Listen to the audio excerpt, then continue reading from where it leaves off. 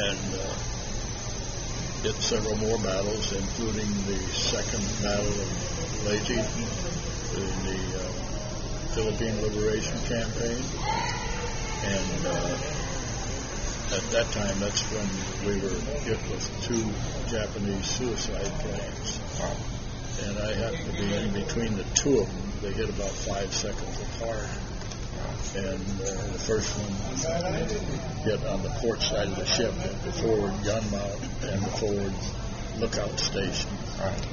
As it came down, it was aiming for the forward elevator, which brought the planes up from the hangar down. But it overshot, and it hit that forward gun mount and the forward lookout. It decapitated the forward lookout. His head went off into the ocean, and his body stayed on the lookout station. He was only 15 years old. He was underage. He had lied about getting in. I received a shrapnel injury from the first suicide plane.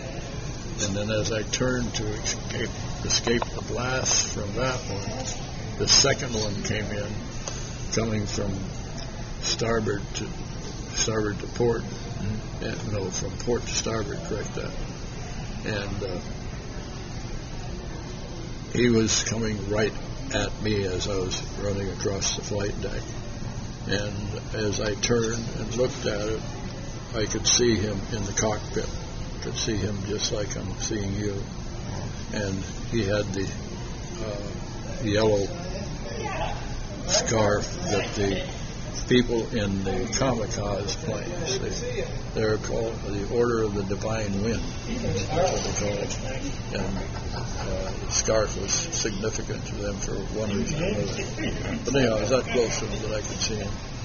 And so I dove in front of the 40 millimeter guns down into the gun mount, into what they call the tub, the station where the gun mount is. And he hit there at about the same time I did, and then I was thrown into the steel bulkhead from the concussion of the blast. The blast was strong enough that it blew the hatch in that steel bulkhead. It blew that open right next to me. So that stunned me, and I went down. And I don't know how long I was down, but when I came out of shock, I looked at myself and found that I still had all my members. So I groggily got up, and then I saw that the Marines on the gun mount where I was there were 4 of them that were down in various states of dismembership. So as I came to, I helped carry those other injured Marines down. The Marines were the gunners on the ship. I helped carry them down to the ship's hospital.